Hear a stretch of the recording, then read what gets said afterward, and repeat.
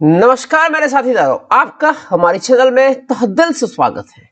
आज हम देखने वाले हैं मास स्पेक्ट्रोस्कोपी में फ्रेगमेंटेशंस के तौर पे हम डिफरेंट फंक्शनल ग्रुप देखने वाले हैं। हमने एल्डिहाइड देखने वाले हैं आज कीटोन के साथ। हमने पहले जो देखा था वो अल्कोहल था, अल्केन था, ईथर थे। उस सब में से आज हम चलने वाले हैं वो एल्डिहाइड एंड कीटोन। ये तो एक बेसिक फंक्शनल ग्रुप बताया हुआ है, उसको हम एल्डिहाइड बता सकते हैं। यहाँ पे हम जो आज बात करने वाले हैं पहले तौर पे और पहले पार्ट में हम उसका एल्डिहाइड को देखेंगे। तो एल्डिहाइड का जो एलिफेटिक एल्डिहाइड होते हैं और एक दूसरा एरोमेटिक एल्डिहाइड होते हैं। एलिफेटिक एल्डिहाइड में वीक एम प्लस आता है और एरोमेटिक एल्डिहाइड में स्ट्रॉन्ग एम प्लस आता है। ठीक है, अब ये दो हो गए। अब बात यह है कि किसको बताएंगे अल्फा। तो ये जो क्लेवेज है वो क्लेवेज हमारा अल्फा क्लेवेज बता सकते हैं और यहाँ पे उसको भी अल्फा क्लेवेज बता सकते हैं। तो दोनों साइड से अल्फा से ब्रेक होने वाला है। अगर दोनों साइड से अल्फा से ब्रेक होता है तो हमें इस तरह के दो फ्रेगमेंट मिल सकते हैं। एक होता है इस तरह का डॉट और एक हो जाएगा H प्लस, और दूसरा हो सकता है कि RCO प्लस और एक हो जाएगा H डॉट। तो ये ज्यादातर स्टेबल है क्योंकि कार्बोनाइल कार्बोकैटायन ज्यादातर स्टेबल है, इसीलिए हम इस तरह का ही सोचने वाले हैं।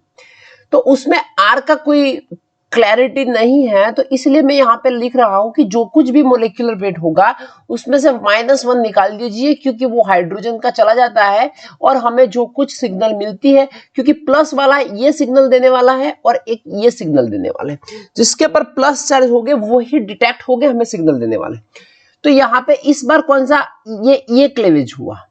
अब दूसरी बार हम दूसरा क्लेवेज लेके चलते हैं। चलो हम देखें, तो इस बार हम इस क्लेवेज की बात करने वाले हैं। तो इस क्लेवेज में ये यहाँ पे ये क्लेवेज होने वाला है। इस क्लेवेज को यहाँ पे नहीं बताएंगे, एक बार मैं इरेज कर लेता हूँ। तो ये इस क्लेवेज यहाँ पे दिखाने वाले नहीं थी, यहाँ पे वही क्लेवेज चलने वाला था। अब यहाँ पे ये क्लेवेज होने वाला है। तो यहाँ पे भी फिर से जिसपे कार्बोनाइल ग्रुप है वहां पे स्टेबल होगा और उसका तो मास फिक्स है। कार्बन का पता है, हाइड्रोजन का पता है, कार्बन का पता है, ऑक्सीजन का।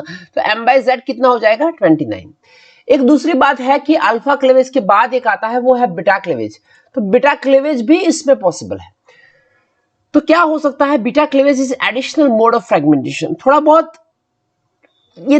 मायने रखता है, ज्यादा नहीं होता पर थोड़ा बहुत उसका फ्रेगमेंटेशन होता है। मैंने इसको ये अल्फा बताया था, तो इस नया कुछ लेके हम उसको बीटा बताएंगे। तो ये हमारा हो गया बीटा क्लेवेज। आप यहां से बताओगे तो ये कार्बोकैटायन ज्यादा स्टेबल रहता है क्योंकि R carbocation, R plus carbocation इससे तो ज्यादा हो जाएगा। तो ये हो गया हमारा, क्योंकि यहाँ पे जो फ्रेगमेंट बनने वाला है वो हमारा क्या हो जाएगा। अगर ऐसा फ्रेगमेंट हम सोच रहे हैं तो ऐसा फ्रेगमेंट सोचने से हमें क्या होगा, डबल बॉन्ड हो गए, इस तरह से हमें O प्लस मिलेगा। अब एक स्टेबिलिटी में ये भी बात आती है कि ऑक्सीजन पे अगर पॉजिटिव चार्ज आ गया तो स्टेबिलिटी कम हो जाएगी। इसलिए मैं क्या बता रहा हूं कि हमें इस तरह का फ्रेगमेंट, यहाँ पे प्लस चार्ज आए ऐसा फ्रेगमेंट हमें सोचना ही नहीं। यहाँ पे प्लस चार्ज आए ऐसा फ्रेगमेंट हमें सोचना ही नहीं। हमें प्लस चार्ज कहां ले जाना है, R पे। तो इस तरह का हमें एक फ्रेगमेंट मिलेगा। अब बात ये आती है कि भाई ये इस देने वाला है। अब R क्या है, तो हमने बता दिया कि M-41 कर दीजिए। तो 41 कहां से, ये कार्बन और ऑक्सीजन और सबका हाइड्रोजन का कुल मिला के हमें 41 मिलेगा। जो कुछ भी हमारा टोटल मास है वो टोटल मास में से हम 41 निकाल देंगे तो एक और भी मिल सकता है। तो ये दो तरह के बेसिक फ्रेगमेंटेशन हो गया। एक हमारा चलता है अल्फा क्लेवेज, दूसरा चलता है बीटा क्लेवेज। चलिए तो फिर आगे हम देखते हैं कि किस तरह। एक पेंटेनॉल है। पेंटेनॉल का मास देख लीजिए 86 है हमारा M प्लस। अब ये पेंटेनॉल में एक फ्रेगमेंट ये हो जाएगा। तो देखो इस पेंटेनॉल 1 2 3 4 और 5 ये हो गया पेंटेनॉल। अब पेंटेनॉल में एक फ्रेगमेंट अल्फा क्लेवेज उस साइड से लेते हैं, इस साइड से। तो इस साइड से जो लेते हैं तो उसका जो मास आने वाला है वो हमारे लिए बहुत ही मायने रखता है और ये हो गया हमारा 85 करीबन कुछ। तो यहाँ पे हमें कुछ मास मिलने वाला है। दूसरी बात ये थोड़ा बहुत यहां से दिखा सकते हैं, ये और एक ये। एलिफेटिक में मैंने बताया था कि भी एलिफेटिक में हमारा कुछ क्लैरिटी और एलिफेटिक में M प्लस की सिग्नल कम आती है क्योंकि उसका फ्रेगमेंटेशन ज्यादा होता है। दूसरी बात होती है कि भाई चलो अब इस बार यहां से क्लीवेज कर लेते हैं। मैं बता दूं दूसरा पेन लेके आपको कि भाई इस ये नहीं चलेगा, रेड लेते। इस बार हम यहां से फ्रेगमेंट करेंगे, यहां से फ्रेगमेंट करेंगे तो हमको ये मिलेगा और उसको हमें क्या मिलेगा, ये 29 वाला सिग्नल मिल गया, ठीक है। और दूसरा एक होता है मैक-लेफेरेटी रीअरेंजमेंट जैसी भी बात थोड़ी आ सकती है इसमें। तो ये अल्फा बीटा और गामा, तो ये अल्फा बीटा ब्रेक हो जाएगी। अल्फा बीटा ब्रेक होने से हमें ये कुछ मिलता है और ये जो मास है वो मैंने बताया कि भी उसका करीबन कुछ 44 होता है। तो ये जो मैक-लेफेरेटी से जो मिलने वाला है वो सबसे ज्यादा स्टेबल होता है और वो हमें M/Z molecular ion base pick के तौर पे हमें मिलता है। और एक 29 भी हमारा इंपॉर्टेंट फ्रेगमेंट हो गया है। दूसरी बात देखिए, हमारे पास टोलुआल्डिहाइड है, ये एरोमेटिक अल्डिहाइड हो गया। टोलुआल्डिहाइड को हम इस तरह भी बता सकते हैं कि भाई ये टोल्यूइन हो गया और ये हो गया हमारा अल्डिहाइड, ठीक है। अब ये एरोमेटिक है, एरोमेटिक अल्डिहाइड में हमने बताया था कि भाई उसकी तो हमें अच्छा M+ मिलता है, तो ये +M+ अच्छा है, 120 है। दूसरा एक यहां से फ्रेगमेंट हो जाएंगे तो ये जो मास रहा, ये जो एटम रहे उसका मास भी M/119 होना चाहिए, तो ये है। अब बात चलती है कि यहां से भी फ्रेगमेंटेशन की पॉसिबिलिटी है जो यहां पे बताई हुई है। देखो यहां से भी हम फ्रेगमेंट कर सकते हैं, ये अल्फा इस साइड से, दूसरी साइड से अल्फा, सॉरी ये गलत है, यहाँ CH3 आएगा, ठीक है। तो यहां से हमें जो मिलेगा वो ये आएगा, वो 91 है, 91 वाला मास ये हो गया, ठीक है। यहाँ पे बताना, ये जो एरो इस तरह बताते हैं तो ये बताता है कि इस फ्रेगमेंट का मास कितना है भाई, 91। तो ये बेसिक है, वो इंपॉर्टेंट सिग्नल हमें देखनी है, सब सिग्नल को हमें तय करने की जरूरत इतनी भी होती नहीं है, ठीक है। चलो तो फिर आगे चलते हैं।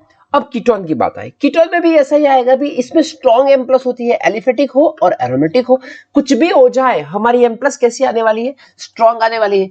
Alpha cleavage can occur either side of the carbonyl, the larger alkyl group is lost more often. अभी इसमें यहां से भी फ्रेगमेंट हो सकते हैं और दूसरी बात ये चलती है कि भाई यहां से भी फ्रेगमेंट हो सकता है, जिसका R1 इज ये जो बनेगा वो लार्जर R1 बनेगा, क्योंकि फ्री रेडिकल भी स्टेबल हो जाएगा जितनी चेन लंबी होगी, ठीक है। और वो तो मैंने बताया कि प्लस चार्ज तो कहां लेके चलना है हमें, प्लस चार्ज तो कार्बोनाइल ग्रुप पे लेके चलेंगे, क्योंकि कार्बोनाइल ग्रुप की स्टेबिलिटी इसलिए ही बढ़ जाती है। तो ये हमारा कुछ मास हो गया। अब इसको कैसे नहीं लगाया, ये M है, वो हमारा R है, ये भी R है, तो R कितना हो सकता है, ये होता है CH3, तो उसका मास कितना हो जाएगा, 12 और 3 और, तो कितने हो गए 15। इसमें 14 ऐड कीजिए तो कितना हो जाएगा 29, उसमें 14 ऐड कीजिए कितने हो जाएंगे 43। 14 हम क्यों ऐड करते हैं, क्योंकि CH2 होमोलोगस सीरीज में 14 इंपॉर्टेंट रखते हैं। तो हम ऐसा बता सकते हैं कि भी M में से 15 निकालेंगे, M में से 29 निकालेंगे, M में से 43 निकालेंगे, आगे आप चलते रहते हो, तो ऐसा ऐसा हमें फ्रेगमेंट मिलने वाली है। दूसरा M/Z कितना हो जाता है 43, तो एक ये हो गया, ये जो है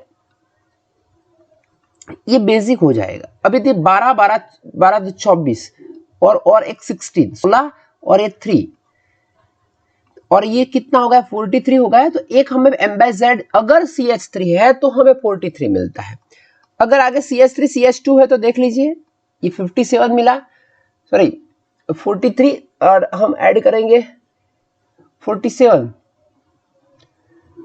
तो हमें कितना मिल जाएगा, सॉरी 14, तो ये 57 के करीबन कुछ मिलता है। ये फिर 14 ऐड करेंगे,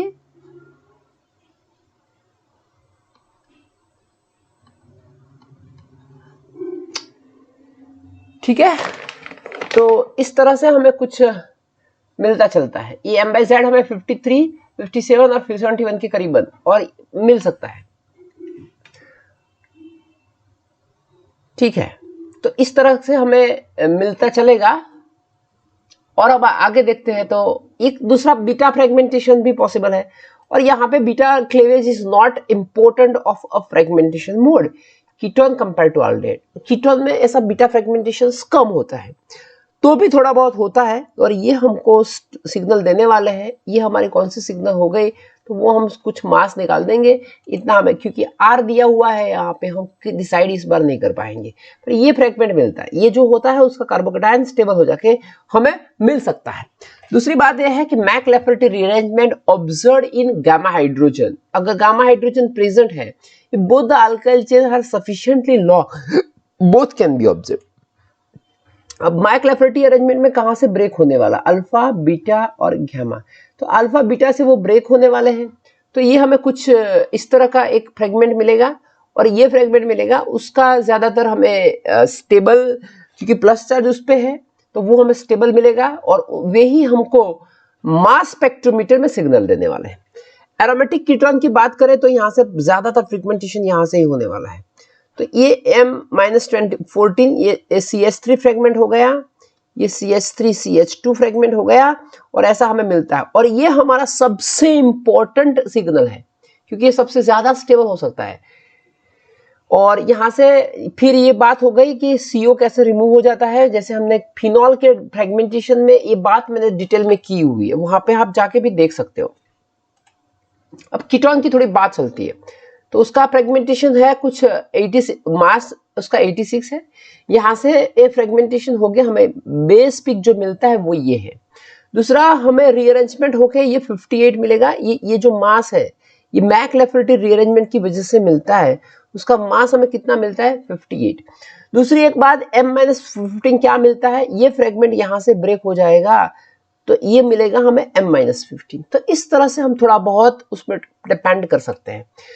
हमारे पास कीटोन एरोमेटिक है, ये तो सबसे इजी है कि यहां से ही फ्रेगमेंट कर दो तो सब ज्यादा स्टेबल ये हो जाएगा, 105 वाली सिग्नल हमें मिलने वाली ही है, उसमें कोई हो ही नहीं सकता।